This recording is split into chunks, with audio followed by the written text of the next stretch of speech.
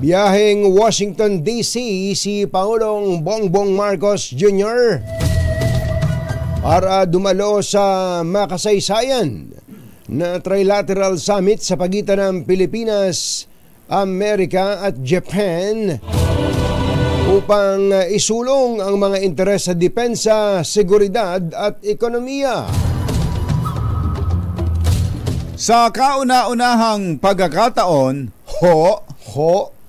tatlo ang magiging caretaker ng bansa habang nasa Amerika ang Pangulo. Ito ay sina Vice President Sara Duterte, Executive Secretary Lucas Bersamin at Agrarian Reform Secretary Conrado Estrella. Ayon sa Pangulo, isasama sa three-way summit ang kasunduan para mapanatili ang seguridad at kalayaan sa paglalayag sa West Philippine Sea. So pupunta ang Pangulo sa three-way summit, kaya merong three-way caretakers. Yes, that's the rationale. Ganon naman pala. Nilinaw naman ng White House advisor para sa Indo-Pacific Strategy na ang trilateral partnership ay isang perpektong representasyon at ito'y hindi tungkol sa China, kundi sa pangako ng tatlong bansa sa isang malaya at bukas na Indo-Pacific region. Isyu ng bayan. Hakatos. At maitim ang balak, magtago ka na. 2x2. Si Jerry at si Anthony, narito na. 2x2. Hahataw ng todo, urado ka. 2x2. Ang katotohanan, dala nila. 2x2. Walang sinasamba pali, maniwala ka. 2x2. Hataw ng husto, tol, umasa ka. 2x2. 2x2.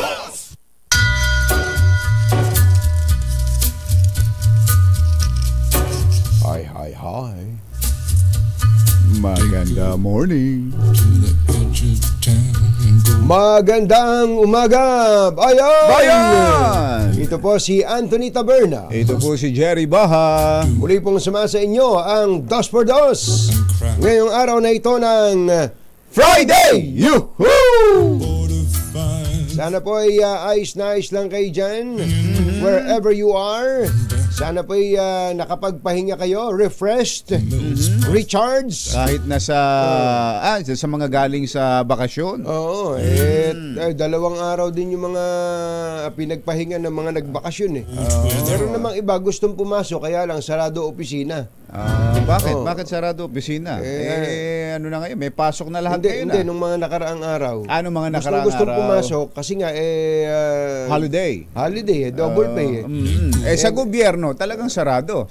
Lalo na yung mga hindi naman ano ba tawag doon sa mga hindi mga frontliners. Hindi frontliners, ano.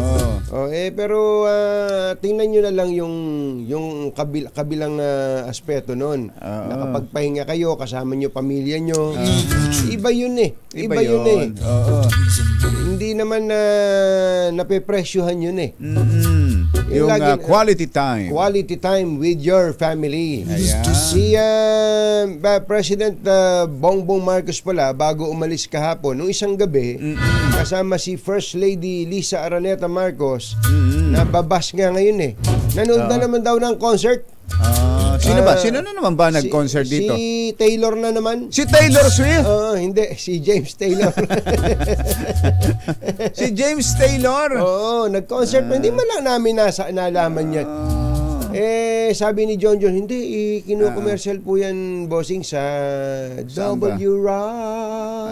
Ganun ba? Oo, yung concert ni James Taylor.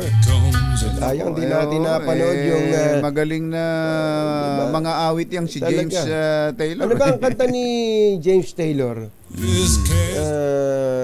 Siya pa yung kumanda ng Maari bang umusog-usog ng konti? Si Kaheber Bartolome yata.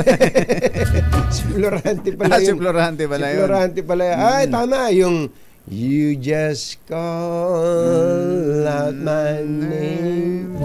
Siya ba yun? Siya ba yung kumanta nun? Siya pala yun. And you know wherever I am, I come running. Yeah. Yeah, You've got a friend. You've got pala a friend. Ayan. Yan. Handyman. Tama, mananahi nga yan. James Taylor, handyman. Meron pa ba? Ano pa ang kanta ni James Taylor? Magbigay ka ng title, kakantahin namin yan. Ano ba? Chess mic. Wala na ba, Yuel? Pambihira, may inayata tayo kay Yuel. Yun daw ang isa. Hindi naman. Kay Don McLean naman yung isa yung American Pie? Hindi. Whenever I see a smiling face, I have to smile myself. American Pie, haba nun. Mahaba yun. Ubusan 2x2 doon. Talaga. Yun ang pinakamahabang kanta sa kasaysayan Pero nalampasan na yata yan ni Taylor Swift. May kanta si Taylor Swift na 14 minutes yata ganun ba? Oo. Kumbira. Kaya pala ganun. Ayun. Sana po okay lang po kayo mga kapamilya, mga kapuso. Pero kahit na nagpunta ang Pangulo sa concert, nagpunta rin naman siya dun sa Metro Manila Traffic Summit na ginanap. Saan ba ito ginanap? Sa San Juan yan, Kumbachero. San Juan. Sa San Juan, ang maganda yan, town hall yan Yung town hall meeting, pwede ka magtanong. At may narinig akong magandang balita, Kumbachero. Magandang suggestion at magandang proposal na mukhang ipatutupad na. Ito ho'y para sa mga government workers sa local government sa Metro Manila na ang magiging pasok na ninyo sa trabaho ay mula alas 7 ng umaga hanggang alas 4 ng hapon. Aba, tingnan mo nga naman yun. Ito pala, tama-tama. Banner story pala ng pahayagang The Philippine Star. Ayan, ano ba ang nakalagay na headline, Kumbachero? LGUs in Metro to adopt 7 to 4 working hours. Ayun, tingnan mo na. Para daw hindi sabay-sabay maalis, na nasa traffic ang mga tao. At yung alas 7 pasok, ibig sabihin, aalis ka ng mas maaga na. Yes, mga siguro kung malayo-layo yung bahay mo. For example, magbigay tayo ng example, Kumbachero. Halimbawa, mula sa San Jose del Monte, Bulacan, papasok ka sa City Hall ng Makati. City Hall ng Makati. Alis ka alas 3 na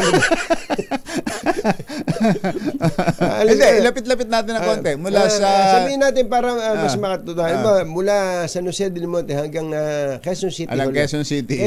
City Hall na lang. Kung taga doon ka sa Sapampalay, sa San Jose del Monte, Bulacan. San Jose del Monte, pero hindi bungad yun. Hindi bungad, dulo yun. Bandang dulo, yung Sapampalay, San Jose del Monte, Bulacan. Siguro, kung alas 7 pasok mo, okay na umalis ka na alas 5, Kumbachero. Okay na yun. Okay na yun. Nakakuha ka na, dumating ka na sa City Hall ng mga 6:15 hanggang 6:30. Ayan, pwede na yun. Hindi katulad dati. Kung ang pasok mo alas 8. Alas 8 ba ang mga LGUs ngayon? O alas 9? Alas 9. Anong oras nga ba? Alas 9. Alas 9. Hindi, alas 8. Alas 8. Malamang alas 8 nga yan. Alas 8. Ayan, 8 a.m. daw sabi ni Yuel. So yung alas 8 yung pasok niya, ngayon yung sinabi mo kanina, kung magiging alas 7, ang alis ay alas 5. Yung alas 8 niyang pasok, alas 5 rin ang alis niya. Alas 5, tama. Dapat alas 4 ka pala umalis pagka alas 7 pasok mo. Kasi naisip ko lang, Kumbachero, dito sa Commonwealth Avenue. Sa Commonwealth kasi. Pagka inabot ka na ng mga alas 5:30 dyan, yari ka na. Pero tingnan natin ang magiging epekto niya kung hindi na magkakasabay-sabay sa rush hour ang mga papasok. Tulad nito, ang mga LGUs ay baka tingnan natin, lalo na kung madadagdagan pa, halimbawa ang mga national government offices ay susunod sa ganyang working hours, tapos ang private sector ay nasa alas 9 naman. Maganda yun. Pero tingin ko, susunod din yung private sector dyan. Alam mo kung bakit? Kasi nakikipag-transaction sila City Hall. Jerry Bana at Anthony Taberna sa 2x2 sa Mamaya ay DZRH. tutulungan tayo ni MMDA Chairman Ron Artes. Don na yan, kumbachero. Mayaman na yan. Mayaman na yan. Na ipaliwanag yung kanito, yung rational. Halimbawa, kung may pag-aaral na ba silang ginawa dyan? May ano tawag doon, kumbachero? Parang feasibility rin. Feasibility study. May feasibility study ba sila dyan? Nakausap pa nila kung ilan yung mga umaalis ng bahay ng alas 4 o alas 5 ng madaling araw. Gaano karaming sasakyan ang ganitong oras at ano ang contribution ng mga LGU employees dyan. Yun. Tanong natin, sigurado naman pinag-isipan nila yan. Hindi yung malamang naman. knee-jerk lang. Sa ngayon kasi, alas 5 ho ng, bago ho mag alas 5 ng umaga, dyan sa Commonwealth, napakarami ng sasakyan bago mag alas 5 ho, doon sa mga hindi nakakadaan dyan, bago ho mag alas 5, ay napakarami ng sasakyan dyan. Moving pa naman, pero ang dami ng sasakyan. Totoo yun. Iba't iba na yan. Bus, jeep, private vehicles, motorsiklo, Commonwealth Avenue, galing may zipper lane pa yan. Papunta ng circle, puno na yan. Grabe, pagka po nagkuhan yan, yung drone, nag-aerial shot, nakikita mo yung Commonwealth Avenue bandang alas 6 ng umaga. Para ka talagang tumingin ng isang parking lot na nag-aalisa na yung mga sasakyan sa parking. Yun, ganun kadami ang bumibiyahe ng sabay-sabay. Ang mga kumbatsero ng bayan, Katunying at Ka-Jerry. 2x2. Yung tinatanong mo kanina, kumbachero, ba tatlo? Actually, tama ka, no? First time to. Kauna-unahan po. Kauna-unahan, na tatlo ang caretaker ng bansa mula nang nagbibiyahe ang Presidente Bongbong Marcos. Dati isa lang si Vice President Sara Duterte lamang. Ngayon, sinamahan siya ng 2 cabinet members sa katauhan ng tinatawag na primus inter pares na si Executive Secretary Lucas Bersamin at Agrarian Reform Secretary Conrado Estrella. Tatanong siguro, bakit na layo naman? Ba't napunta pa andar? Isang taga roon sa Malacanang tapos isang maglulupa. Agrarian Reform. Ang common sa kanila, pareho silang Ilocano. Pareho silang Ilocano. Si Secretary Bersamin at si Secretary Estrella ng Pangasinan ay Wise Daytoy. Kaibigan din ni Pangulong Bongbong Marcos. Ba't kaya? Bakit kaya? Ba't kailangang tatlo? Ba't kailangan tatlo? Sa gaano katagal ba mawawala ang Pangulo? Ilang araw ba siya sa Amerika? 2 araw lang yata 2 araw lang naman. Bakit kaya? Sige, pare-pareho tayo. Ang First Lady ba hindi pwedeng gawing caretaker? Sa bahay. Sa bahay. Sa bahay lang. Ikaw magluto Pag-uwi ko, kailangan nakaluto ka na. Dahil iwan daw di ba? Hindi sumama. Ikaw, kumbachero, ano naisip mo? Yung unang nabalitaan mo to, ano naisip mo? Ba't kaya tatlo? Nagulat nga rin ako First time nga na magkaroon ng tatlong caretaker. Hindi, isa lang dati, karaniwan. Yung dalawa nga hindi pa rin karaniwan yun. Naging tatlo pa. Parang triumvirate, ano? Teka muna. Ano ba parang napakaraming trabahong kailangang gawin sa maikling panahon ng isang caretaker. Meron kayang ibinilin sa bawat isa diyan sa tatlo na yan. Kaya ibinilan? At yung mga malilikutang isip, malamang may kanyan, hihibuan ng politika yan. Ano ba to? Talagang meron na bang falling out? Falling out? Ayan, yun ang iisipin na iba. Pero ako, kumbachero, tanungin mo ko. Ano? Ikaw kumbachero. Ano ba ang nakikita mo sa panyanyaring ito?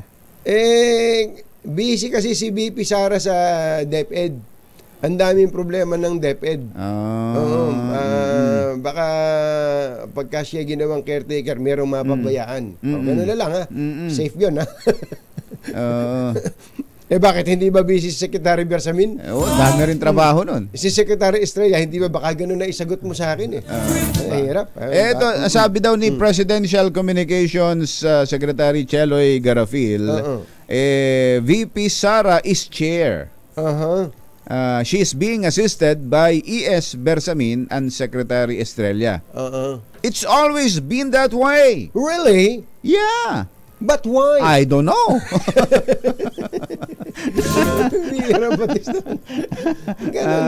Ganun daw ba lagi?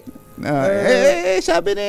Ba't hindi nila ina-announce nun? Ba't ngayon in-announce nila? Kung ganun naman pala palagi. Ganun? Bakit ganun? Sabihin nyo na. Ano ba talaga? Sabihin nyo na.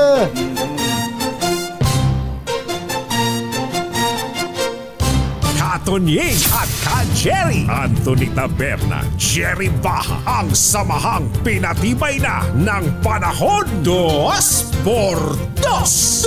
Isa po sa pinakamalaking balita na pumutok kahapon ay ang pahayag, for the first time nagsalita ang Pangulong Bongbong Marcos sa sinasabing gentleman's agreement o secret deal, quote-unquote, ng Pangulong Rodrigo Duterte at ng China o ni President Xi Jinping tungkol po sa West Philippine Sea. Sabi po ng Pangulong Bongbong Marcos, siguro akin ang babasahin itong maikling pahayag ni BBM at ganito po ang kanyang sinabi. I am horrified. Ako'y nagulantang by the idea that we na tayo have compromised na ikompromiso natin through a secret agreement sa pamamagitan ng isang lihim na kasunduan the territory, ang teritoryo, sovereignty, sovereign and sovereign rights of the Philippines. Nagulantang na ikompromiso ang teritoryo, sovereignty and sovereign rights ng Pilipinas sa isa lang sikreto o lihim na kasunduan. Kaya kanyang tinatanong kaya ang termino ginamit niya horrified kapag ka tiningnan mo sa diksyonaryo yung horrified hindi lang basta natakot yan parang nasindak, nakasisindak, naka paninindig balahibo.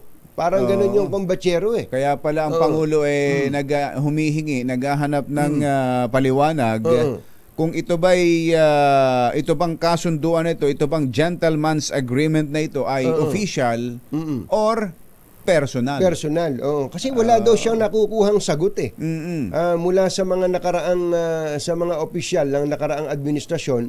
Si Harry Roque may sinasabing meron. Pag tinanong mo naman si Secretary Sal Panel, wala. Kaya nagkokontrahan sila. At kung meron man, ang sabi ng Pangulo ay hindi daw siya na-inform o na-brief nung siya ay umupo na bilang presidente. Na meron palang gano'n. Meron gano'n. Kasi yan ang kine-claim po ng China hindi ba may usapan na tayo? Nasaan ba si dating Pangulong Rodrigo Duterte? Siya rin siguro ang pwedeng magbigay ng pagliliwanag dito kung meron ganun. Kaya ang title po nitong ang headline po ng Malaya, ang sabi daw po ng Pangulo, explain. Ano sabi ko? Explain secret deal with China. With China. Ayun, si Pangulong Marcos po ang kinukot. Sino ang pinag-explain dyan sa sulat na yan? Ang former administration. Pati nga yung Chinese ambassador, papatawag daw. Ayun. At malaman kung sino yung kausap. Ito po yung banner story ng Inquirer. Horrified Marcos, China must explain secret pact. Ito, China naman ang kanyang pinagpapaliwanag. Kaya ipinatawag si Chinese Ambassador Huang Zilian.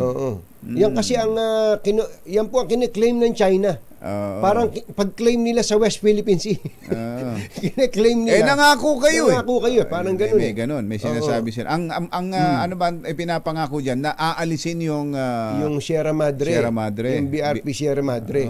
Yun, abangan po natin ang development Totoo bang ipinangako yan ni dating Pangulong Rodrigo Duterte? Yes, at mabuti rin siguro na para once and for all, hindi yung nagsasalita parehong dating spokesperson na magkaiba naman yung sinasabi. Kinukwento. Okay din kung magsasalita si Pangulong Rodrigo Duterte.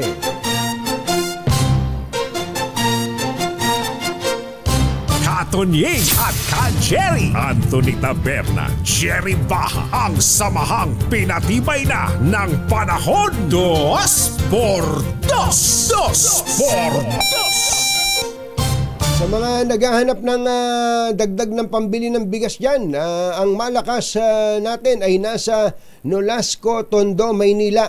Kung nandiyan kayo sa Nolasco, Tondo, Maynila, pwede nyo pong lakasan na ninyo ang inyong mga radyo o television o kaya cellphone, kung meron kayong cellphone para o Bluetooth. Para pag nadaanan kayo dyan ni Sherwin, instant 1,000 pesos at iba pa. May t-shirt at may grocery pa. Yun, importante. Sangka pa. Oras po natin, Mr. Jalom Tang, Lakyam Yapdihun, 6:22 ng umaga, ACS Balita. Susunod na! This katotohanan, balitang maaasahan. ACS Balita. Walang makakaligtas, walang makakalampas. Saan magsulok ng kapuluan, Luzon, Visayas hanggang Kamindalawan. Basta't may balita, ipagwagwagan ng sikat na tagapagbalita. ACS Balita. Kasama ang 2x2 tandem Anthony Taberna at Jerry Baha. ACS Balita. Ang programang ito ay hatid sa inyo ng ACS Manufacturing Corporation, ISO certified, maker of world-class quality Pride detergent.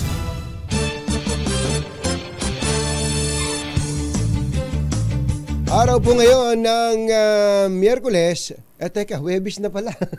Huwebes, April 12, 2024. Narito na ang ating ACS headlines. Vietnam Airlines magkakaroon ng direktang flight sa NAIA simula June 17. April 30 deadline sa PUV consolidation, hindi na palalawigin ng Pangulo. Gentleman's agreement ni dating Pangulong Rodrigo Duterte at China ay kinabahala ng Pangulong Marcos. Metro Mayors nag-adjust ng working hours para iwas traffic. Dalawang bumbero sugatan sa sunog sa Tondo, Maynila. At vlogger sa South Cotabato na ginamit ang mga tarsier bilang content, iniimbestigahan na ng DENR. Magandang umaga, Luzon, Visayas at Mindanao. Good morning, Philippines. Hello, world. Kami po ang inyong mga tagapagbalita. Ito po si Jerry Baha. Ito po naman si Anthony Taberna. At ito ang ACS Balita. Magbubukas ang Vietnam Airlines ng direct flight sa kanilang bansa mula sa Maynila.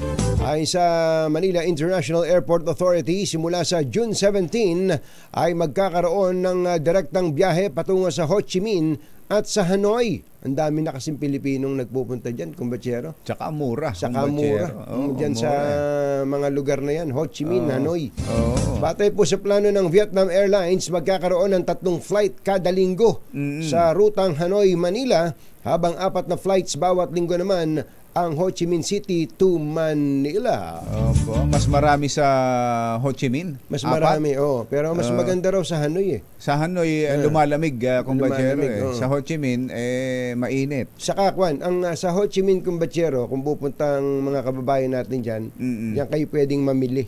Oo. At dito kayo, kung umuha kayo ng aangkating pambenta doon, dito nyo ibenta. Tapos ilagay nyo sa maleta. Pagdating nyo sa airport, may ekis yan. May ekis yan. Pagka marami, pag may ekis, yari kayo sa customs. Sa customs. Hindi nyo pwedeng burahin yun, ha? Yung kapag tinatakan ng nilagyan ng ekis ni... Sino ba nasa customs sa airport dyan ngayon? Si Attorney Yas.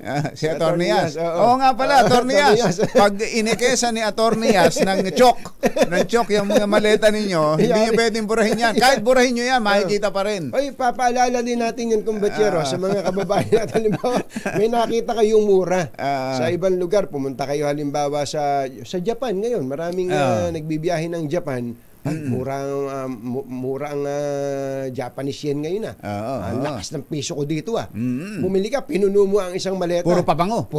Ayan, puro pabango. Kahit na may kasama ka pang congressman o dating congressman, kesa niyan.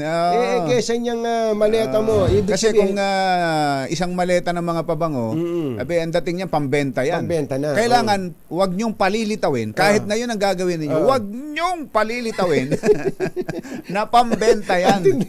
Pagpapayo natin.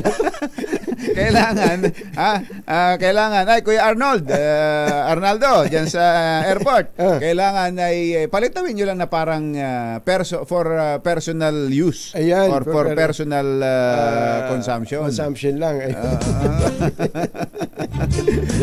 Alas 6:33 ng umaga. Sa ibang balita, wala ng extension ang deadline sa consolidation ng PUV Modernization Program na layuning mapalitan ang mga traditional jeepneys ng Euro 4 compliant engine para mabawasan ang polusyon at mapalitan ang mga lumang jeep na roadworthy sa ilalim ng... Ang haba naman nito kaagad, Mother. Napugto kaagad ang hininga ko rito. Sa simula pa lang. Lead pa lang. Ito ang pinanindiganan ni Pangulong Bongbong Marcos Jr. kasabay ang pagtiyak na hindi magiging mabigat ang babayaran at iuutang ng drivers operators dahil gagawing maayos at organisado ang sistema dito. Tapos, ayun. Sa kahuli-hulihan ay asahan ninyo. Wala na pong extension yung modernization. Kailangan na natin yan. Ayun ang tinig ng Pangulong Bongbong Marcos. Alas 6:34 ng umaga, na imbagabigat kada kayo amin na po. Agreeing kayon, gising na. Nababahala ang Pangulong Bongbong Marcos sa sinasabing gentleman's agreements na pinasok ng Pangulong Duterte sa China kaugnay sa issue ng West Philippine Sea. Ayon sa Pangulo, inaalam pa niya ang katotohanan sa nasabing kasunduan dahil maaaring makompromiso dito ang soberenya ng bansa at kailangan pa nating humingi ng permiso sa China para makagalaw sa sarili nating teritoryo. Alas 6:35 ang ating oras. Mas pinaaga na ang pasok ng mga empleyado ng local government units sa Metro Manila upang mabawasan ang matinding traffic ngayon sa malaking bahagi ng Kalakhang, Maynila. Kasunod ito ng resolusyon na inilabas ng MMDA at Metro Manila Council na nagsasaad na imbes na alas 8 ng umaga, 8 to 5, ay gagawin ng 7 a.m. to 4 p.m. ang schedule ng kanilang trabaho. Mamaya, ang tabayanan nyo po ang detalye niyan at linawin natin ang gusto kay MMDA Chairman Ron Artes. Don nga pala. Dalawang bumbero ang iniulat na sugatan habang higit 500 pamilya ang nawala ng tahanan matapos sumiklab ang sunog sa Isla Puting Bato, Tondo, Maynila. Kinilala ng Manila Disaster Reduction and Management Office ang isa sa mga sugatang bumbero, si Charmaine Mendoza, habang nagtamo naman ng sugat sa kanang hinlalaki ang isa pang biktima. Nagsimula ang sunog bago mag-alas 4 ng hapon at itinaas ang alarma sa Task Force Alpha pasado alas 5 ng hapon. Nahirapan ang mga bumbero na apulahin ang apoy dahil dikit-dikit ang mga bahay na gawa sa light material sabang hirap ding makapasok ang mga truck dahil sa masikip na lugar. Iniimbestigahan na ng DNR ang dalawang vlogger matapos ang viral video na hinuhuli at pinaglalaruan ang mga tarsier diyan sa South Cotabato na ginamit bilang content sa kanilang vlog. Ayan pala, ayan Pambira naman yung... sakal-sakal pala yan. Oo. At tapos yung daliri. Pinangingiti niya parang pinangingiti niyang pilit yung tarsier. Bawal yan di ba? Pambira naman tong... Mario Joseph naman to. content lang. Pambihira iba nating mga kababayan. No? Ayon sa DNR, nakakabahala ang ginawa ng vlogger na kilala bilang si Farm Boy matapos na hulihin at paglaruan ng 2 tarsier na itinuturing na mga endangered species. Ayan na. Nagsorry naman ang vlogger na si Ryan Pareño at sinabi na muntik matamaan ng kanyang bolo ang tarsier habang naglilinis sila ng farm, kaya hinuli nila ito at inilipat ng pwesto. Susunod! Dito boy!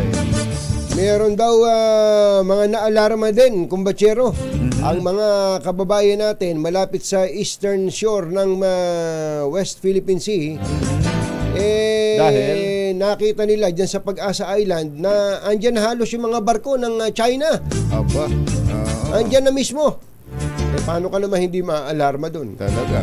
Yan, at siyempre, si Chairman Don Artes ng MMDA at iba pa sa pagbabalik na ACS Balita. 6:38 ng umaga. This time check is brought. Balitang makakaligtas, walang balitang makakalampas. Saan mang sulok ng kapuluan. ACS Balita. ACS Balita. Ang programang ito ay hatid sa inyo ng ACS Manufacturing Corporation, ISO certified, maker ng world-class quality Pride detergent. Hi! Maganda morning! Ano ba ang araw today, kumbatsero? Today is Laundry Day Friday. Yuhu! At pag Laundry Day Friday, all you need is Pride Washing Machine Detergent. May triple stain away formula, kaya tanggal ang makapit, madikit, malupit na dumitmantsa, kaya easy ang labada. Kaya pala mula noon hanggang ngayon, all you need is Pride. All you need is Pride. ACS. Kasama ang 2x2 Tandem Anthony Taberna at Jerry Baha. ACS Balita.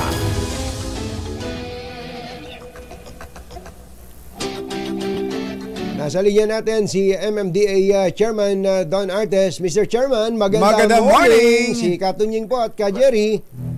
Magandang umaga po sa inyo, Katunying, Ka Jerry, at sa inyong mga tagapakinig. Opo, Chairman, tatanong ho namin, meron na palang plano na ang mga empleyado sa Metro Manila ay gawing 74 ang pasok. Payag ho ba kayo doon, Chairman? Opo, in fact, Siya gumawa nun. Sa inyo nga pala galing yan. Go ahead po, Chairman. Kami po ay, tuwing Lunes po, kami po para maaga yung flag ceremony. At hindi po masyadong mainit pa ang araw, ay 7 o'clock na po ang pasok. Yan po ay isang proposal na aming ginawa sa pagpupulong po ng kabinete, pangunguna po ng ating Pangulo. Kung saan inilatag po kasi namin yung datos na according to Civil Service Commission, meron pong nasa 645,000 na empleyado ang pamahalaan na hindi pa po kasama dyan yung GOs na marami rin po. Kung imumove po kasi natin yung pasok sa pamahalaan, 22% po ng empleyado ng pamahalaan ay may sasakyang sarili. That's around 140,000 na empleyado na mai-scatter po natin sa different times. Hindi po mapapasabay sa part na 7 to 8 na yun po talaga yung pinaka-peak hour ng traffic. Ganun din po sa hapon, ang pinaka-peak po ay between 7 to 8. So, kung mas maaga pong papasok ang nasa pamahalaan at maaga silang uuwi, ito pong mga sasakyan na ito ay hindi mapapasabay sa rush hour. Ganun po, yung 500,000 na nagko-commute. Imagine niyo po ang iluluag ng public transport. Kung alas 4 sila sasakay, marami pang masasakyan. In each case, mas maaga po makakauwi yung ating mga kababayan. Hindi sa nila pa. Maaga silang makakauwi dahil maaga silang makakasakay. At ganoon din po yung epekto nito sa private sector dahil mas luluag po ng konti. Imagine niyo pong kalahating milyon yung mawawala. Pero Chairman, pakiklaro nga po, ito po bang mahigit kalahating milyong empleyadong tinutukoy ninyo sa LGU lang? Hindi po, sa lahat na po ito. Ayun, opo. Sa lahat na po ito. Pero kung isasama niyo po ang mga job orders at mga contractual, siguro paabot po na 1 milyon yan. 1 milyon. Pero ito pong inyong gagawin, yung nakalagay sa resolusyon, para sa mga LGU employees pa lamang as a starter, ano? Opo, kasi sa kautusan po ng ating Pangulo, aaralin muna pong maigi kung ano po ang epekto sa pampublikong serbisyo. Okay. Pero marami pong mga cabinet members ang nagpahayag na ng suporta dito. Lamang pong may reservations. At ang kautusan po ng Pangulo ay mag-submit po ang iba't ibang ahensya ng kanilang proposal on how to go about yung 7 to 4. At kung pwede po ay may alternative work arrangement like work from home or iwahiwalay yung pong day off sa Sabado, Tuesday to Saturday yung pasok, yung mga ganun po. Ano po ang ginagamit na reason ng mga oppositors po niyan?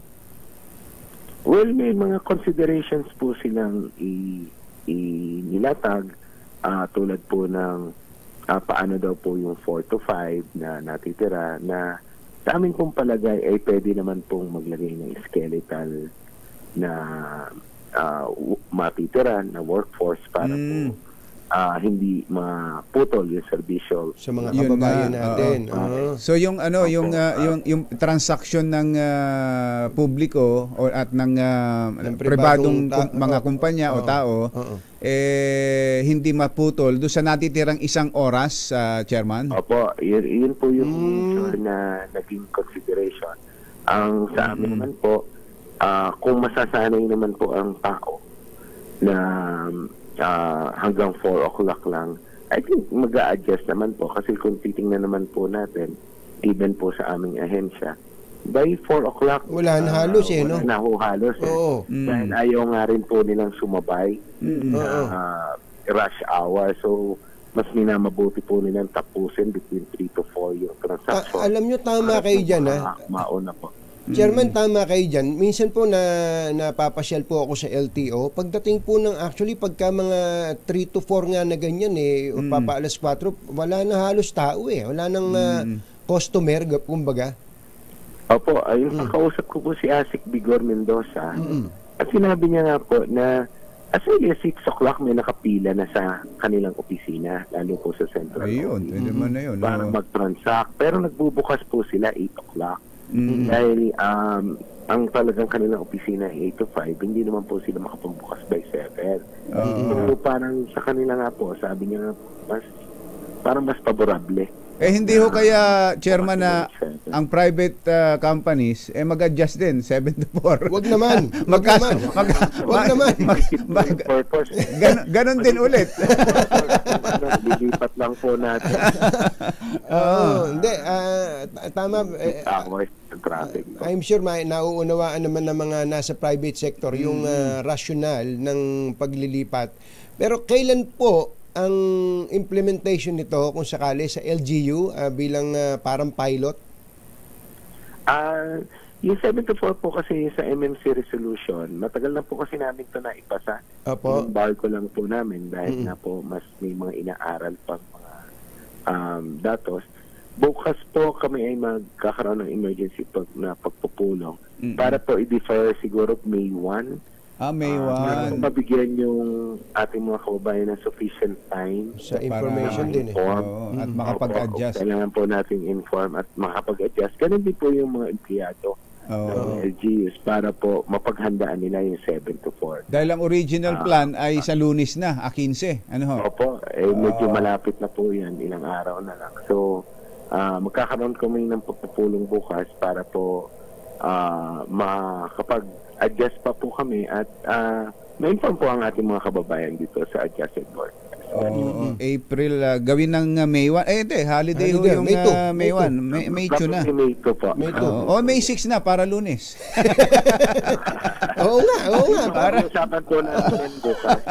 Mira, umatras yan. Pero Chairman, yun hubang 1 oras na pagbabago na yun, malaking bagay na ho ba yun sa traffic? Opo, malaking bagay sa amin pong pag-aaral, yung po sa amin simulation.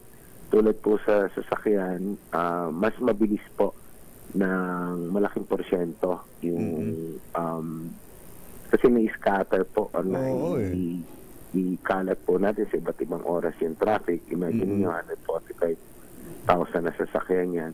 Pero mas malaki po yung epekto sa pampublikong transport. 22% eh. Isip-isipin mo. Ang may sariling sasakyan. So LGUs pa lang ito sa Metro Manila, yun hong national government offices ay susunod na ba yan? Susunod na. Susunod na. Susunod na rin po, pinag-aaralan lang po na para, kasi po siyempre ang iba't ibang departamento po ng pamahalaan ay may kanya-kanyang set up, may kanya-kanyang pangangailangan. So, inaalam po natin yung iba't iba na pwedeng set up. Pero, more likely po ito yung magiging general rule. Ang kung kasi, Chairman, baka isipin ng mga taga-national government agencies, kasi nga, subukan nga natin yung LGU. Tinmo, wala naman eh. Wala naman epekto eh. Kasi nga, hindi kayo kasali. Dapat lahat talaga ito. Dapat po, mas maganda po kung lahat. Pero, titingnan po natin, ang major concern naman po ay yung disruption sa public service. Yun ang importante. Pagpasok ng mga empleyado. Dapat hindi po namin maipakita na hindi po naapektuhan yung serbisyo publiko po. Ulitin lang natin, yun hong 645,000. 45,000. Government Na po yan. Lahat na, LGUs and national government. Metro Manila. Yung LGU alone, yung LGU alone, mga ilang empleyado po ang pinag-uusapan natin dyan? Aalamin po namin sa LGUs, pero for sure mga 150,000. Malaki din. Wala pa po yung GOs po. Opo. Chairman, huwag kayong alis. Meron lang po kaming papapasuking mabilis na report. Flash Report. Flash Report! May flash report si 52 Edniel Parosa. Kami na Edniel! Ka-Jerry at Katuming, isang itim na Land Cruiser na may plakang 7 ang kasamang nahuli sa operasyon ng Special Action and Intelligence Committee for Transportation o itong SAIC dito sa EDSA Busway ngayong umaga. Nakabuntot itong sasakyan sa dalawa pang PNP convoy vehicle nang maharang itong tatlo dito sa northbound lane ng bahagi ng EDSA Mandaluyong, pero nang ibaba yung bintana ng isa doon sa PNP convoy, ang sinasabi ng driver ay hindi nila kasama itong may plakang 7. So, gumagamit lamang senador. At nung iabot naman Jared Antonin tong driver nung may plakang 7 yung kanyang lisensya, ay agad kumaripas ng alis itong nasabing sakyan at hindi na napitikan ng mga tawa ng media. Hindi rin nalaman ng SAIC kung sino in particular itong senador, kung sakay man itong pinabanggit sa sasakyan. Matatandaan natin na dito sa busway, mayroon tayong first offense, 5,000 piso. Pero kapag tinakasan mo, yung huhuli sa'yo ay iba yung violation. Pero ang ginawa nito kakaiba. Ibinigay yung lisensya ng driver. Tsaka tumakas. Hindi na nga madumog. Sino daw ang driver? Ano pangalan? Mayroon tayong pangalan. Siguro ibibigay ko mamaya sa inyo. Pero hindi pa ba pwedeng sabihin yon? Binigay naman niya yung lisensya niya. Oo. Ito, ihanapin ko. Baka kilala namin ni Kumbachero. Nag-cover ako sa Senado. Baka kilala ko yung driver na yan. Ito, si Kuyang Joaquin Alberto. Si Joaquin! Si Joaquin! Correct. Si Joaquin. Ang ginawa ngayong scapegoat itong kung meron man na mambabatas o isa na pamalaan sakay itong nasabing sakyan. Pero malibang doon sa isang nakasete, yung dalawang kabuntot niyang PNP vehicle na hindi raw sila kasama o magkakasama. May dalawa pang sasakyan na unang nahuli kanina, may kaugnayan din sa pamahalaan. Yung isa ay nagpakilalang kahanap ng polis at sa government vehicle. Isa naman kasama yun. Private vehicle. Itong number 7, walang heavily tinted kasi wala ba siyang hindi may pasahero ba? May pasahero? Hindi rin natin hindi kita. Pero sinubukan natin dahil kita nga ng mga videos niya. Hindi talaga natin maaninag itong maliit lang ibinukas niya sa bintana, inabot lang yung lisensya, kumaripas na. Hindi ba man lang hinabol ng MMDA? At walang humarang sa dulo. Nagkabiglaan Jared Anthony ang ginawa niya. Itatawag lang yan. Becky 1, Becky 1, Becky 2.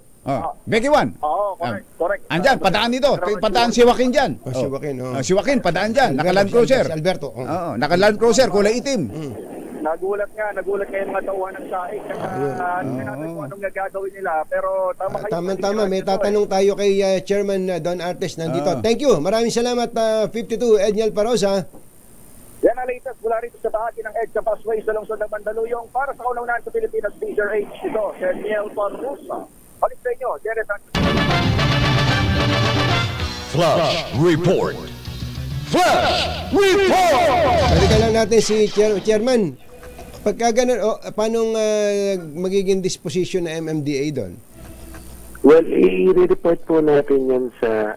una-una po, ang nag-operate po yan ay DOTR. Yung SAIC po kasi ay under ng DOTR. So, iba nga pala to, no? Po, i-report po yan ng SAIC sa LTO para masamon yung driver.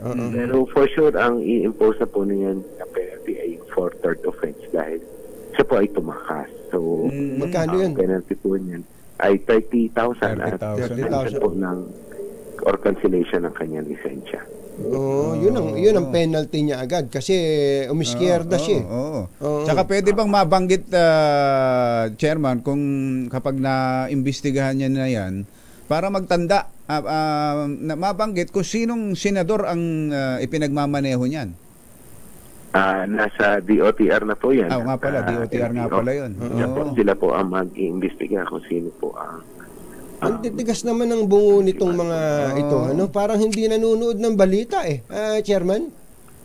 Opo. Ang titigas na ulo. Naman po nasa balita na magkakaiwalay pa nga po ang operasyon namin, ang SAIC, ang MMDA. Pero ganun pa man, marami po kasing kababayan matitigas ang ulo na despite yung heavy penalty ay talagang illegal pa rin pong gumagamit ng baskal. Yung po bang 100,000 na offer ni Mayor Chavit Singson ay ano ba ang reaksyon niyo doon? Tatanggapin niyo po ba? Kailangan po namin pag-aralan yung legalities kasi una-una, di ba po ang ating pong batas ay bawal pong tumanggap ng regalo ang mga nasa pamahalaan. Opo. Pangalawa po, malaki pong halaga yan Opo. Hindi na po siya modest gift. So, kailangan po talaga namin pag-aralan yung legalities at baka naman po kami po ay mapahamak. Hindi ho regalo, donasyon. Kasi tulong daw niya tulong na lang niya sa mga sa pag-uusap po namin ng aming legal team, pwede naman po kung donasyon, pero sa ahensya po. Sa ahensya po at yun po ay kailangan namin resipuhan. Teka ho muna, ang sabi nyo kanina ay DOTR yung nanghuli dun sa number 7, pero ang multa ho ng lahat ng yan, saan na pupunta? Depende po kung anong paniket po ang ginamit. Kung LTO po na paniket, sa LTO po mapupunta yan. Kung kami po ang magpipiket ay sa MMDA po mapupunta. Iba-iba pa pala. Pwede ho bang kayo na lang nandiyan para sa inyo lang? Sa MMDA na lang. Last na lang po, Chairman. Ito out of this world siguro tong rekomendasyon namin ni Kumbachero. Dahil yayaman din lamang na ang titigas ng ulo ng iba nating mga motorista. At may pambayad naman tulad dito. Alam naman yun, 30,000 siguro magiging multo. Yung governor nga, magbibigay pa ng 100,000. Sabi siguro ng driver, laki ng kita ni Senador ko, ni boss ko. Parang ganun. Ang out of this world suggestion namin, na proposal lang, baka pwede niyong pag-isipan, na kung meron talagang maraming pera na gustong dumaan at kailangan niyang dumaan sa bus lane, nagmamadali kasi sobrang traffic. Nagmamadali. Merong pipirmang kontrata, malaking kontrata, negosyo. Negosyo. Kung talagang may ganung pangyayari, mag-impose tayo na para siyang toll road. Toll road na napakataas ng babayaran. Halimbawa magkano yung pinag-usapan? 20,000. 20 mil. Ang baba. Ito, 30,000 nga ito. Third, marami na kasi. Dapat mas mataas na, kumbachero. Taasan na natin. Kwentuhan lang naman ito. Halimbawa, minimum of 30,000. 100? 100? O maghapon na yon? Hindi, 100 lang. Bawat 100. Parang toll road siya. Mahal. Para malaman mo rin kung sino yung maraming pera na pambayad. Naiisip na rin po natin dahil ang daming matitigas ang ulo, Chairman ano po ang pwede bang maging toll road yan na napakamahal ng bayad? Well, una po na pag-usapan po yan sa pagpupulong. Kasi sa ibang bansa po tulad ng Singapore, meron po tinatawag na congestion fee kung saan yung mga major highways po nila pag certain hours of the day, especially during peak hours, pag dumaan ka ay charge ka ng congestion fee. Pero dito po sa atin kasi, unang-una ang bus carousel po, ang purpose po niyan ay mag-move ng mas maraming tao ng mas mabilis. Dahil ang isang bus ay 50 hanggang 60 ang laman, ang kotse normally isa hanggang 2. Driver pa po yung isa. So kung gagawin po natin yan, malamang po makukongest ang bus carousel. In which case, babagal po. Madidefeat ang purpose. Opo. Tapos po, I think it's discriminatory at anti-poor po yan dahil parang binibigyan natin ng pribileho yung mga mayayaman na may kaya magbayad. So, pero just the same, salamat po sa inyong suggestion at titingnan po namin po yan. Pero sabi nyo, napag-usapan din pala yan sa isang pagpupulong, ganon? Yung congestion fee po. Congestion fee. Napag-usapan po yung congestion fee. Saka yung high occupancy. Yung high occupancy vehicle. Baka pwedeng patakanin sa bus carousel din po. Yung mga punong-puno. 3 or 4 ang sakay. Kaya lang nga, tama kayo. It will defeat the purpose na mas yung mga bus lang talaga na maraming karga ang babagal no? Biglang babagal pag maraming dadaan na dyan. Dadami na sigurado Opo, tsaka yung mag-in and out. Tama. Medyo komplikado po yan. Pasensya na kayo at pati nag-iisip na rin talaga kami kung paano mas maganda nga po yan. Lahat po tayo ay mag-contribute ng question. Pag-aaralan po namin para sabi nga po ng Pangulo, hindi na po pwede patsi-patsi na or piecemeal na dapat holistic. Kailangan talaga holistic and whole of government or whole of nation approach. Whole of nation approach. Kailangan po natin ng tulong ng lahat. Pasensya na kayo, Chairman. Ang isip ko kasi namin kung paano kikita Hindi sa inyo yung para lumuwag, sa amin yung para kumita. Negosyante. Ay, teka, may mga nag-text dito na i-check nyo daw at baka fake yung lisensyang ibinigay na yun. Makikita naman po ng LTO yan dahil computerized naman na po sila. So, madali po makita. Baka nga gawa sa recto. Makita ng LTO. Chairman! Maraming salamat po, Chairman. Masarap talaga kayong kausap, Chairman. Magandang umaga. Magandang umaga po. Thank you, Chairman. Magandang umaga po sa inyo. Si Attorney Chairman Ron Arte. Don kumpanyero. Mayaman si Chairman. Don. Nagatid sa kabuuan ng ating ACS Balita. Ito po si Anthony Taberna. Ito po si Jerry Baha. Kasama ang 2x2 tandem Anthony Taberna at Jerry Baha. ACS Balita. Balitang makatotohanan. Balitang maaasahan. ACS Balita. Ang programang ito ay hatid sa inyo ng ACS Manufacturing Corporation, ISO certified, maker ng world-class quality Pride detergent. Ang kauna-unahan sa Pilipinas at ang MBC mas gumanda na, mas pinalakas at mas pinalawak pa ang pamimigay ng ating papremyo. Ito ang DZRH Mas Malakas Promo kung saan pag naabutan namin kayong malakasang nakikinig o nanonood sa DZRH ay mananalo ka ng instant 1,000 pesos at may kasama pang grocery bag ng DZRH. So ano pang hinihintay ninyo? Tutok na sa nangunguna kauna-unahang radyo sa buong Pilipinas, DZRH. Una sa Pilipinas, una sa Pilipino. Ang tanong, Asaan na si Sherwin? ang namimigay ng pera nasa Nolasco, Tondo, Maynila. Sherwin! Go, go, go! Yes, magandang umaga, Anthony at Jerry. At kanina habang in-interview nyo nga si MMDA Chairman Artes, pinapakita natin itong live na kuha ng traffic dito sa may bahagi ng Moriones sa Tondo. Naobserba natin dahil nandito na halos lahat ng mga sasakyan, pero tignan mo, umaandar naman silang lahat. Nandito yung sikat, nandito yung e-trike, nandito yung mga e-bike, nandito yung mga bisikleta, motor, jeep, container ba na lang ang kulang dito at saka bus.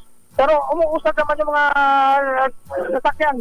Ewan ko, gano'n yata talaga, masinop din tayong pagdating sa traffic. Pero ang hindi naka-traffic, ito, papasok to ng alas 7. Nagtatrabaho ba kayo? Wala akong trabaho ngayon. Wala ka palang pasok ngayon. Pagkalay nyo po, tatay. Nandun po sila, Itatay rin natin. Tainaan nyo na yung radyo nyo. Ay, yung radyo nyo kasi, rutin nyo sa kalsada. Yung narinig nyo nga, nandito ang DZRH sa Nolasco, Moriones sa Tondo. Tignan mo yung... Ano yun? Motor? Nakamotor? Hindi. Nandito lang, naglalakad lang sa kanina. Nakaipo lang. Inuupuan nyo ba? Sa inyo ba yung motor? Kaibigan ko po. Nasa kaibigan na pala. Akala ko nakamotor tapos may transistor radio. Yung pala, dala niya yung transistor radio. Ayun, Hindi mo, matagal na ako kayo nakikinig sa DZRH. 5 taon na po. 5 taon? Jerry lang pa ho. Ang di kayo nag-TV, gano'n? Hindi po. Kasi wala akong radyo lang. TV. Radyo lang at paano kayo natutong makinig ng radyo? Sa tatay ko po. Yan ako po sa tatay ko. Hindi po pakikinig sa tatay nyo. At ngayon, ano ginagawa nyo? Pinakikinig nyo rin yung mga anak nyo. Lahat po, DZRH to kami. Lahat pamilyang DZRH to. Sino po paborito mga lausar pa tumaga? Si Jerry, tumira at si Jacqueline. Anthony Taberna at Jerry, baka meron ng 1,000 pesos! Hindi po. Po ka, Jerry. Anthony. Salamat po. At gusto mo pang pumogi. Opo. Dali kausap Salamat po. Madali kausap. Salamat pumogi. Diba? At lalo ka mamahalin ni si Tajo Patinisis. O tayo na po. Ay, wala na. So, maghanap po ba kayo? Hindi na. Hindi na kayo maghanap. Opo. Pero maganda katawan ni Tatay, ha? Ilan tayo? Sherwin, maganda katawan ni Tatay Renato, ha? Opo, wala po tayong tissue. Ayun. Dati mo ba kayong bouncer o nag-subukat? Hindi naman po, nagtatrabaho lang ko. Yun. Tignan mo, naalagaan sa ating kanyang katawan. At ito dahil sa pakikinig ka rin sa radyo. Sa DZRH po. Yun. Makinig kayo sa DZRH, kayo sisigla. Dala ka magkakapera pa ho kayo. Magkakapera pa. Tama din. Tingnan mo na yan. Ayos. Baka kayo lang susunod na winner natin ng 1,000 pesos sa DZRH. Mas malakas promo. Orange number 6. Sherwin Babal para tuloy-tuloy sa pagpaparita, tuloy-tuloy sa servisyo. Sama-sama tayo sa DZRH Pilipino. Living is gone. A little ditty about Jack and Diane. 2 American kids done. Katonying at Ka-Jerry, Anthony Taberna, Jerry Baha, ang samahang pinatibay na ng panahon. 2 por 2. 2 por 2. Kauna-unahan sa Pilipinas. NBC Manila Broadcasting Company. DZRH, member, kapisanan ng mga broadcaster ng Pilipinas. Member KBP. Oras! Kapopoy, 21 minuto na makalipas ang alas 7 ng umaga. Balitang bagong-bago. Balitang dapat alam mo. Balitang magdadagdag ng talino. Dahil bagong impormasyon, makibalita. Unang-una sa DZRH. Pangunahing balita. Kasama ang 2x2 tandem nina Anthony Taberna at Jerry Baha.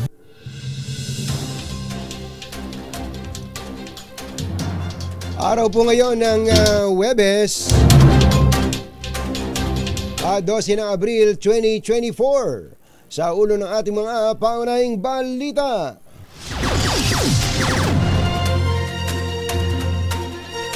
Kaso ng nahulog na Korean national sa isang hotel sa Maynila, iniimbestigahan. Mass transit, nakikitang solusyon ng Pangulo sa naranasang matinding traffic.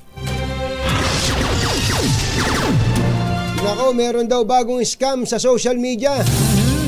Modeling. Modeling, gusto mo bang mag-model, ganon? Modeling gamit ang social media, pinag-iingat ng PNP ang publiko.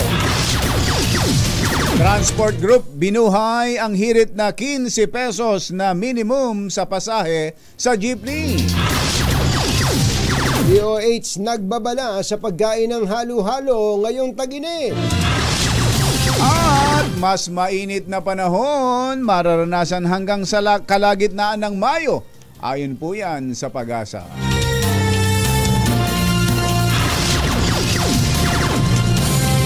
Magandang umaga, Luzon, Visayas at Mindanao. Good morning, Philippines. Hello, world. Kami po ang inyong mga tagapagbalita. Ito po si Jerry Baha. Ito po naman si Anthony Taberna. At ito ang... Pangunahing balita. Inaalam pa po ng Manila Police District kung tumalon o aksidenteng nahulog o may foul play sa pagkamatay ng isang Korean national sa Malate, Maynila. Ang biktimang dead on the spot ay si Won Bin Lee, 26 anyos, na iniulat na nahulog mula sa 5th floor ng tinutuluyang V Hotel sa Malate. Ngunit bumagsak ito sa parking lot ng katabing Adria Residences pasado alas 7 ng umaga kahapon. Na-recover sa lugar ang cellphone ng biktima na dinala sa malapit na punerarya. Nabatid na nag-check-in ang biktima sa hotel noong Abril 6 ng hapon at huli itong nakita noong gabi ng Abril 8, araw ng Lunes. Sa ibang balita, naniniwala si Pangulong Bongbong Marcos na ang mass transit ang sagot sa malalang traffic, hindi lamang sa Metro Manila kundi maging sa iba pang mga lungsod sa bansa. Ayon sa Pangulo, ang prioridad ngayon ng gobyerno ay mga infrastructure at mass transit system na minamadali ng pamahalaan para labanan ang matinding traffic. Wala talagang solusyon ang traffic kung hindi tayo malipat sa kalsada at mapunta sa mass transit. Kaya tayo naglalagay ng mga subway, naglalagay tayo ng mga tren. Ito po, para naman ay mas madali talaga. Mas madali, wala ng traffic. Kaya pag sumakay ka ng tren, walang traffic. Yun. Samantala, bawal na rin ang paggamit ng wangwang sa ilalim ng BBM administration. Kasunod dito na inilabas na Administrative Order Number 18 na nagbabawal sa mga opisyal at kawani ng gobyerno na gumamit ng sirena, blinkers at iba pang kahalintulad na signaling o flashing devices sa mga sasakyan. Exempted sa Administrative Order 18 ang mga sasakyan ng AFP, PNP, Bureau of Fire Protection, pati ang mga ambulansya. Pero sa kondisyon na gagamitin ito sa opisyal na operasyon. Pirmado ni Executive Secretary Lucas Bersamin ang administrative order na may petsang March 25, 2024. Dapat mabigyan din natin yun, ha. Marami na naman kasing gumagamit ang dami na naman ng wang-wang na ganyan. Yung yung wala ngang wangwang, pero mayroong escort na may hagad. Nako, pambira. Pero hindi naman opisyal ng gobyerno. Yun ang problema. Paano yun? Dapat mahuli din yun. Sino doon ang huliin? Yung sakay ng private vehicle o yung police? Pareho sila. Yung pumupop-pop na hagad. Lalo na kung batsero, kung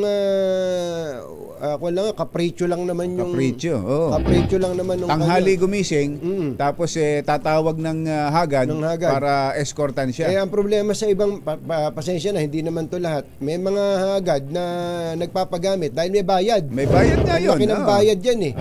Magkano ba? Magkano ba singilan ngayon? PM is the key.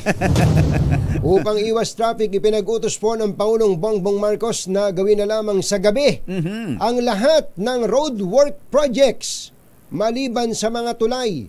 Ayon sa Pangulo, mas mababa ang traffic volume kapag gabi kaya makakabawas ito ng abala sa publiko. Hanggat maaari, yung mga roadworks gawin sa gabi.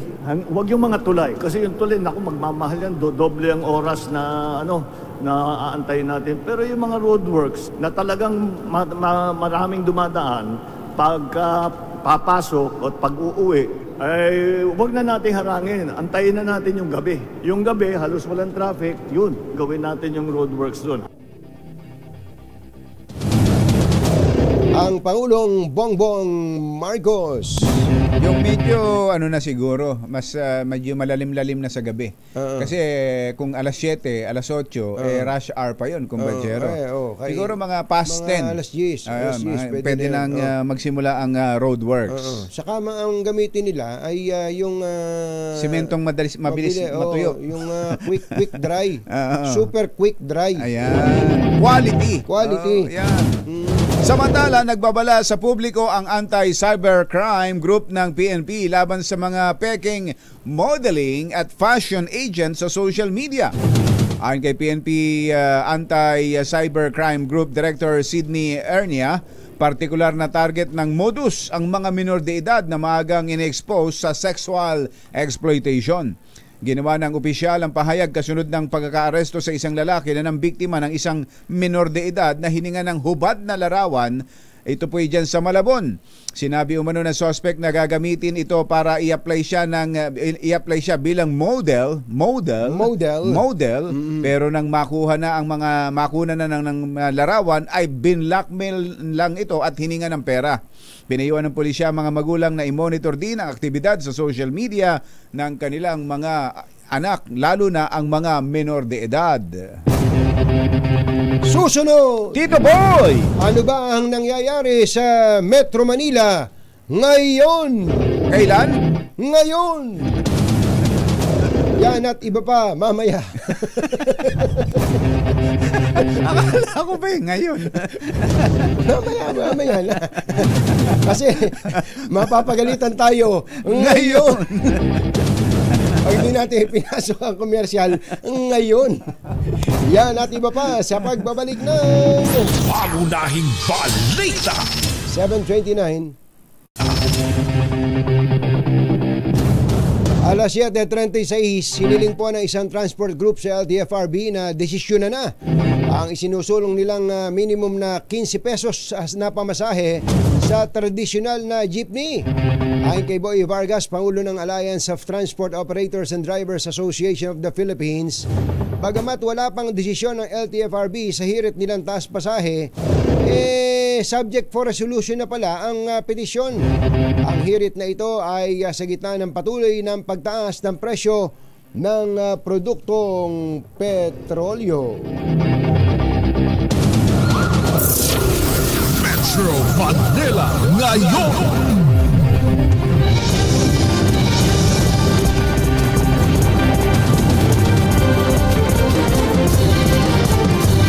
Nandito na sila. Ano ba ang nangyayari sa Metro Manila ngayon? Unahin natin ang sitwasyon dyan sa Commonwealth Avenue QC. Andon si RH5 Val Gonzales. Kamin Val!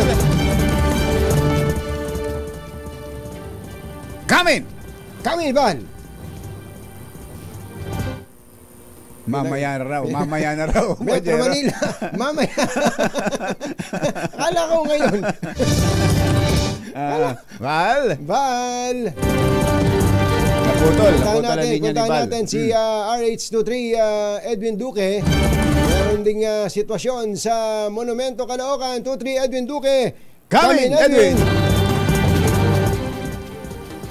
Kajeri Katunying, kinailangan ng maglagay ng maintain na traffic enforcer o taga Northwest Expressway na magmamando dito sa may paakyat ng EDSA galing ng pakaran mula sa Northwest Expressway dahil halim ng Balintawak. Dahil wala namang aksidente, pero araw-araw ay ganito katindi yung bigat ng daloy ng trapiko papasok ng Balintawak mula sa iba't ibang bahagi ng North Luzon Expressway. Dahil yung traffic ay halos aabot ng Valenzuela. Dahil dito lamang naiipit yung paakyat Kanyeri Katunying. Dahil kapag nag-unahan yung galing ng Caloocan, pupuntang Balintawak to Quezon City, at aakyat naman yung masasakyan ng galing naman ng North Luzon Expressway, ay dito bumabagal.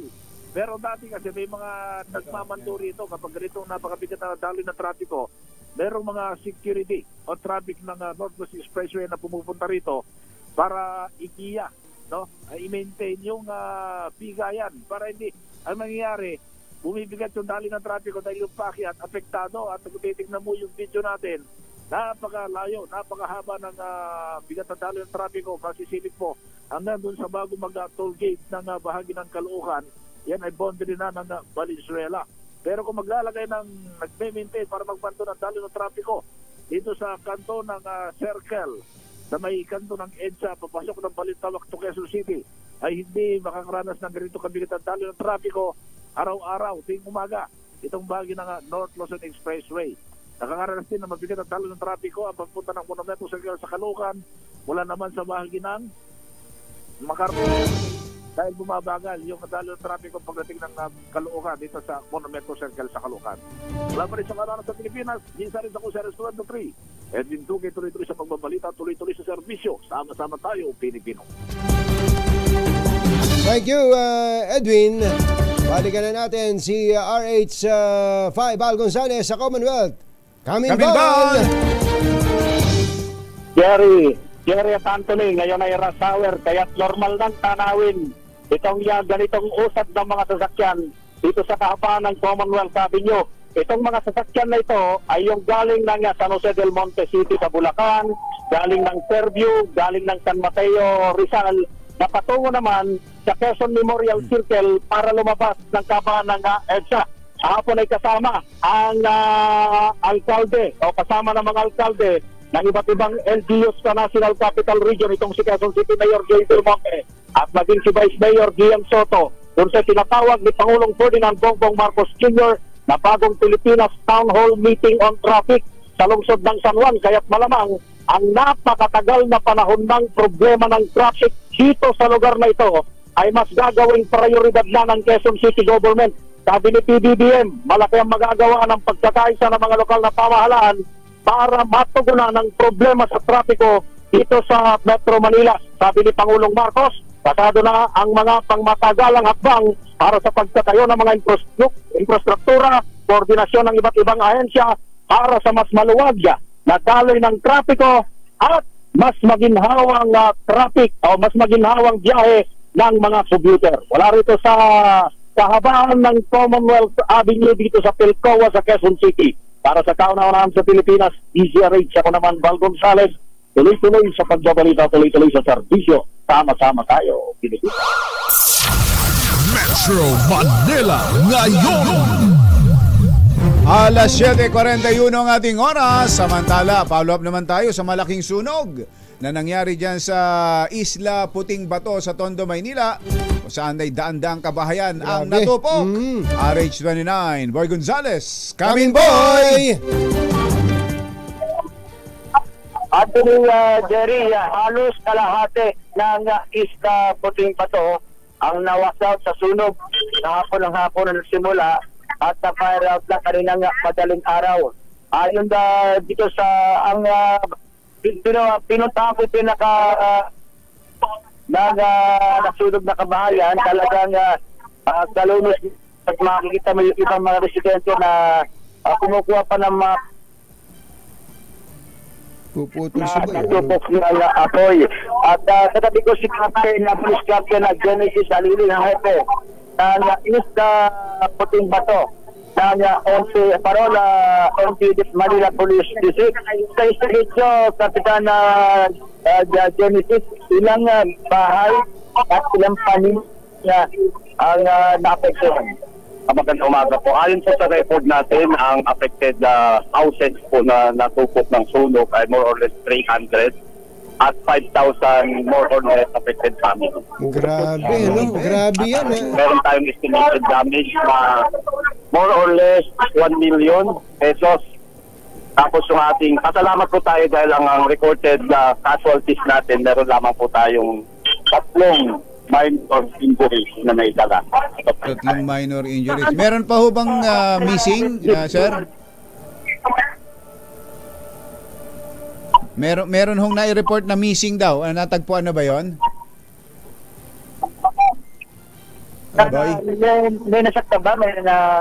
May injuries lang naman po yun at agaran naman po nabigyan ng paunang lunas yung mga 3 biktima lang. 3 biktima. Base po sa record natin hanggang ngayon. 3 pa lang po yung nare-record nating minor injury. Boy, may tanong si Jerry. Meron ba missing? Meron inulat na nawawala, di ba? Pero report kahit na ang Bureau of Protection, minor injury, 3 ang kanilang inireport, pero walang nawawala. Wala naman. Yung mga truck ng bumbero sa mismong MICC, dumaan para bigyan ng tubig dito sa nasusulag. Kasi na-apektuhan ng mga purok.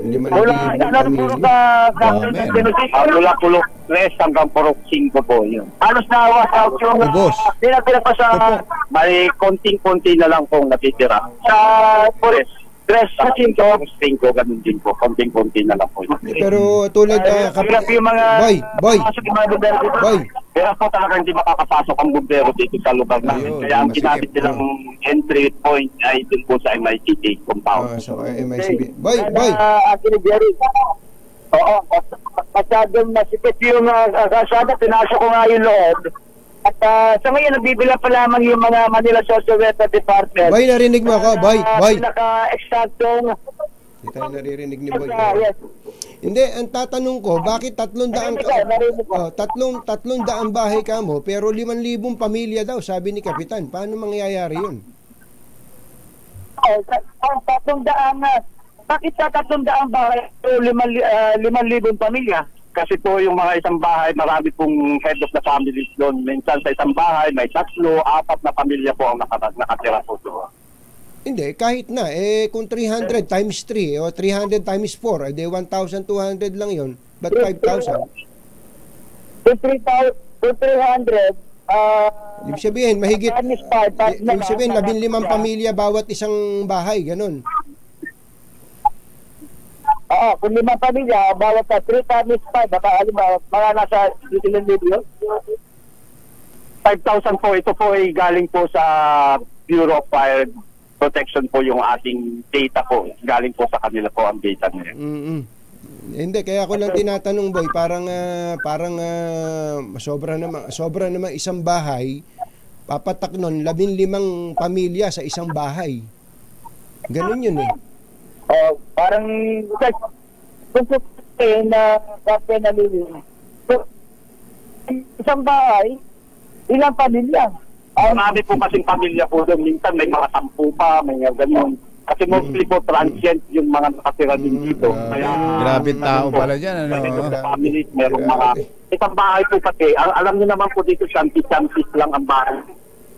So, sa isang bahay, meron sa paupahan na 8 maliliit na pintuan, ganun po yun.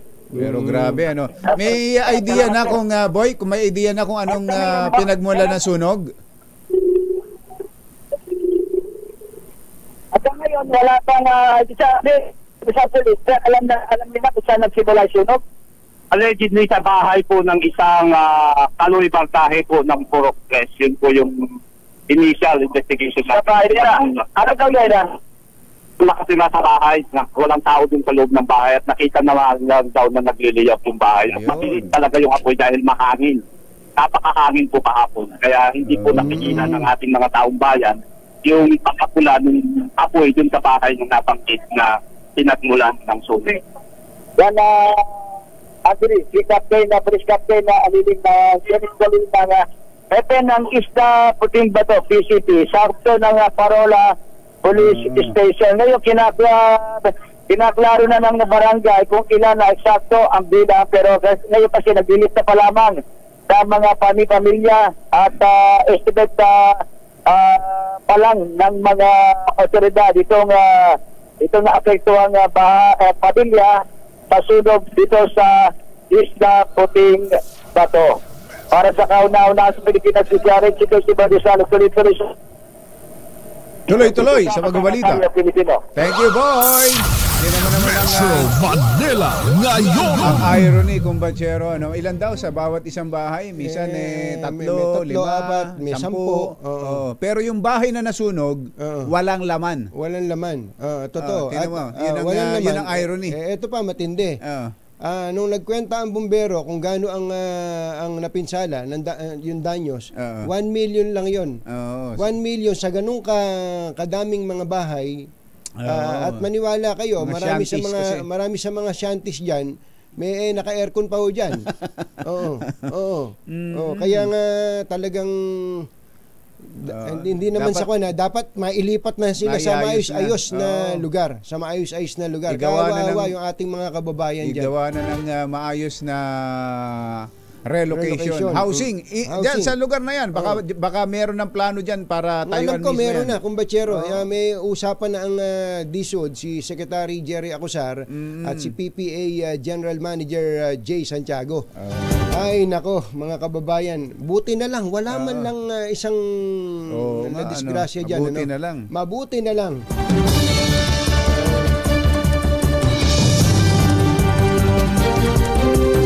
Samantala po naman, oras po natin, Engineer Tony Nanggel, 12 minutes bago ang alas 8 ng umaga. Pangunahing balita! Actimed Quality Generics, ang abot kayang gamot mula sa Generica Drugstore. Actimed ng Generica Drugstore. Gamot na singbisa up to 85% sa tipid. If symptoms persist, consult your doctor. This time.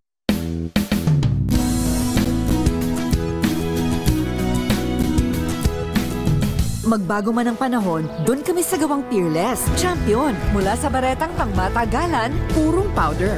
Hanggang sa mapulang liquid detergent. Kaya sa labahan, Champion! Tapat, tawanan katapat.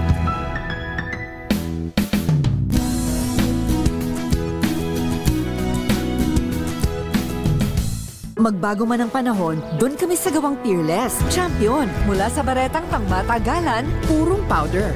Hanggang sa mapulang liquid detergent. Kaya sa labahan, Champion! Tapat, tawanan katapat.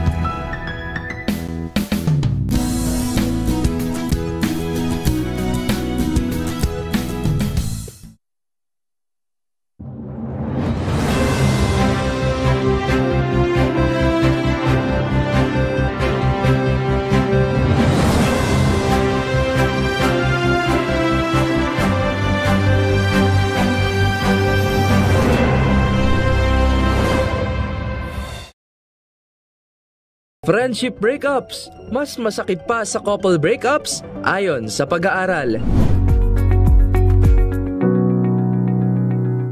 Maagang balitaan, maagang usapan sa mga issue at balita. Kasama si Kuya Angelo Palmones sa Magandang Umaga Pilipinas. Mula Lunes hanggang Biyernes. Six-pack abs, hindi tunay na pamantayan ng pagiging healthy ayon sa eksperto. Alamin ang mga maiinit na isyung pambayan, mga balitang kailangan mong malaman, usapin sa pamahalaan, politika, ekonomiya at kabuhayan. Ito ang mga dapat mong malaman, pakialaman at pag-uusapan dahil kayo ang tinig ng mamamayan dito sa Damdaming Bayan. Live sa DZRH Radio, DZRH TV at DZRH Digital. Kasama sina Lakay, Deo Macalma at Elaine Apit. Araw-araw, Lunes hanggang Biyernes. Damdaming Bayan. Benepisyo ng pagsusulat o paggawa ng journals, alamin.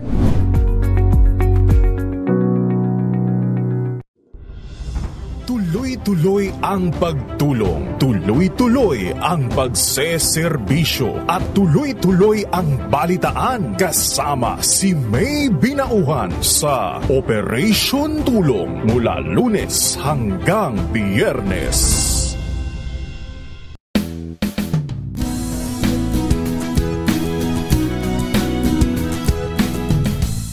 Ang Scene Zone, Season 3 na! From concerts, Van Meats, 2X, Anthony Taberna at Jerry Baha, DZRH, pangunahing balita.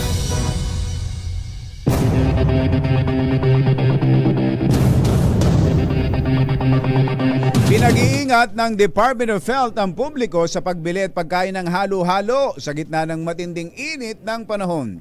Paliwanag ni Health Secretary Ted Herbosa, maraming mga lahok sa halo-halo na mabilis masira o kaya ay maring makontamina kaagad na pwedeng maging sanhi ng sakit. Ayon sa kalihim, mabilis na dumarami ang bakterya sa mga matatamis na pagkain, lalo na kung ito'y nabibilad sa init. Ayun na nga. Bukod dito, dapat din anyang tiyakin na malinis ang tubig na ginamit sa paggawa ng yelo at hindi panis ang gatas. Pangunahing balita sa showbiz. Boss Eric Dimac Ulangan, magandang morning. Kumusta ba dyan sa PPA? At ngayon pa lang PPA, Philippine Ports yung pala, Authority. tama-tama, si Boss Dimac. Eric Dimac Boss Ulangan. Dimac Ulangan. Sana po ay okay na okay kayo dyan, yung pong nasunugan. Baka pwedeng ma-fast track yung kanilang mga nawalan ng tahanan, takot-takot, libo-libo pala yan. Grabe, no? Kuyang Boss Ray David, magandang morning, Boss Ray. Wala kang kakibo-kibo. Birthday mo pala ngayon. Mabutit ibinuking ni Kuyang Romy David. Happy birthday. Kuyang Manong Ray David. At magandang umaga rin pala kay Sir George Trujeka. Bukas na lang po, ma-interview namin kayo. Maganda rin tong issue na to, kumbachero dahil sa malapit na palang matapos yung pilot program ng motorcycle taxi. Sila ang mga pioneer dyan ang CAS, di ba? Sila ang nauna dyan. Ayan, sila nauna dyan. Magandang morning at ngayong araw pala talaga na to ang birthday ni Kuyang Jem Señarosa today pala talaga. Happy April 11. 43rd birthday Kuyang Jem Señarosa ng Tarks. Si Miss Louie Sebastian, ngayon din pala ang birthday. Miss Louie, saan ka ba ngayon? Ayan. Hindi mo kami binabalitaan. Si District Engineer Magiting Cruz, thank you po sa tulong nyo dun sa kababayan nating yung asawa na matay sa ospital. Naalala mo kung Bachero yung report yung sa Ace Hospital? Nagpaabot ng tulong. At si Director Lori Malaluan, nagpadala din pala ng tulong. Maraming salamat po. Salamat po sa inyo. Nakakatuwa itong ating mga kababayan talaga. Kapag kailangan tutulong, wag lang yung scam. Yung mga prank katulad nung nagpatato sa noo. Oo nga. Kakutsaba pala niya yung may-ari nung restaurant. Kaya nga, wag kayong ganon. Pinagluloko niyo yung mga kababayan natin. Sinira niyo tuloy yung magandang layunin lagi ng mga taong gustong tumulong. Ngayon, paano? Nakakadala yun. Madadala ngayon yung mga tumutulong na yan. Taragis kayo Total, Taragis yung pangalan nung ganun ba? Alam nyo, imbis na tangkilikin kayo ng tao, yung promotion style nyo na yan, hindi kayo tutulungan ng tao. Lalo kayong, yan ang mga klase ng tao na itatakwil ng ating mga kababayan. Ang sasama nyo. Sinisira nyo yung bayanihan spirit ng ating mga kababayan. Anak ng baka, napagalit nyo si Morley Alinio. Nasabi siya, sino ba itong actress na binayaran ng milyones ng isang kumpanya, beauty product to, kumbachero, na hindi naman masyadong nag-promote, kaya yung kumpanya nalugi. Wawa na may kumpanya. Alamin nga natin ang detalye ng balita mula sa ating showbiz legend, Morley Alinio. Magandang morning, Morley! Magandang morning, Luzon, Visayas at Mindanao. Long time no talk. But anyway, nakakaloka sa super mega nakakabaliw na nakakaawa ang isang producer na naniwala sa kakayahan ng isang magaling na actress. Naniwala siya na ang kanyang produkto ay mapapaangat, kikilalanin at lalago ito sa pamamagitan ng pagkuha niya ng pagiging endorso ng isang kilalang actress sa kasalukuyan ngayon. Well, binayaran niya ito ng milyones, although bagong-bago pa lang ang kanyang business. Pero hindi daw nakipagkooperasyon ang naturang actress kung kaya't nako, panay ang pakiusap nito na sana naman daw ay banggitin ang kanilang produkto sa mga show ng naturang actress, pero hindi daw binabanggit. Ay, ganon. Adi, kasuhan nila. May kontrata naman yan. May kontrata naman yan siguro, di ba? Mabait yung may-ari Kaya ang nakakaloka nito, pagkatapos, matapos yung kontrata, natapos na rin ang kumpanya, nagsara. Ay. Kasi nagbayad sila ng bonggang-bonggang pagkalaki. Ay, grabe. Oo, nagbayad sila ng pagkalaki. Tapos hindi naman ipinromote yung produkto. Akala nila na malaking tulong ang may bibigay sa kanila ng naturang actress. Pero tinanggal pa yung bayad na milyones. Of course. Oh, Jesus. Bakit babangigan niyang tao? Sino ba yan? Sino ba yan? Ano ba pangalan yan? Ang naturang actress. Ayan ha. Ang naturang actress. Maputi ba yan? Maputi? Nabida sa ating sino daw? Ano daw? Ay, si actress. Ayan, ako medyo... Sino? Clue! Ako rito Paano ba to? Bakit? Sisitahin ka ba niyan? Malamang naninita ito. Naninita yan? Pag nakasalubong mo to. Ano yun? Siya ang sitahin mo. Oo. Pero ang naturang actress ay si... Ayan. May letter R. Ayan, ha? Sa? Kanyang pangalan. May letter R. May letter R. Ano pang letter? May letter R uli. Ayan. Sa kanyang surname. May asawa na ba yan? Hindi ko nasasabihin. Yung asawa ba niya nagmumotor? Hindi ko nasasabihin. Yung asawa ba niya may gas station? Yan ang RH Show Statistics. Ito po ang inyong RH47. Morley Alinio, tuloy-tuloy sa pagbabalita, tuloy-tuloy sa serbisyo. Sama-sama tayo, Pilipino! Babu! Babu!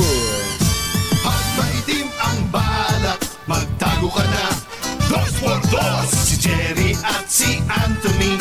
Narito na, 2x2, hahataw ng todo. Urado ka, 2x2, ang katotohanan. Dala nila, 2x2, walang sinasamba pali. Maniwala ka, 2x2, hataw ng gusto, tol. Umasa ka, 2x2, 2x2. Okay, this one's for Gabby. Bilis ng oras. Bilis. Ayun na. Alialigid na sila kay. Abangan nyo si Deo. Welcome back. Mukhang nagpatan. Nagpatan? Nag-sunbathing. Malamang. Nag-sunbathing sa Paway. Sa Paway, sa bagay, ganyan ang nangyari kay former President Marcos. No? Ang akala niya, dadalhin siya sa Paway. Nung pala, didiretso sa Hawaii. Sa Hawaii. Ang laki ho ng problema natin talaga sa traffic, mga kababayan. At hindi po ito dapat na maliitin. Ito po ay kailangan talagang pagbuhusan ng napakalaking atensyon ng ating pamahalaan. Tama po na magkaroon ng summit dito At kung meron po tayong napanood kahapon na traffic summit, na meron pong town hall meeting, tingin nga natin late na yun Dapat matagal na po itong ginagawa. At ito pong napag-isipan ng MMDA na gawing alas 7 ng umaga hanggang alas 4 ng hapon ang pasok sa opisina ng mga LGU at sana pati mga iba pang mga national government agencies suportahan po natin ito. Ako sa tingin ko, makakatulong. Hindi lang natin alam kung gaano kalaki ang may tutulong, pero makakatulong yan. Yes. Yung isang oras, sabi ni Chairman Ron Artes, Don Artes, malaki daw ho yun. Yung isang oras na diferensya na yun. Isipin mo, mga 100,000 sasakyan ang mababawa sa isang partikular na oras. Napakalaking bagay po nun. May nag-text dito sa ating text line kanina, kumbatsero, sa judiciary daw, ay ginawa na dati nung April 8 pa, itong linggon to, ay ginawa ng 7:30. 7:30, ang pasok nila. Mas malaking bagay po. Masubukan lang po natin. Pagka may mga ginagawa ang pamahalaan, wag muna natin pag-isipan ng masama. Wag muna natin pag-isipan na masubukan natin at baka sakali ito po ay makatutulong sa ating lahat.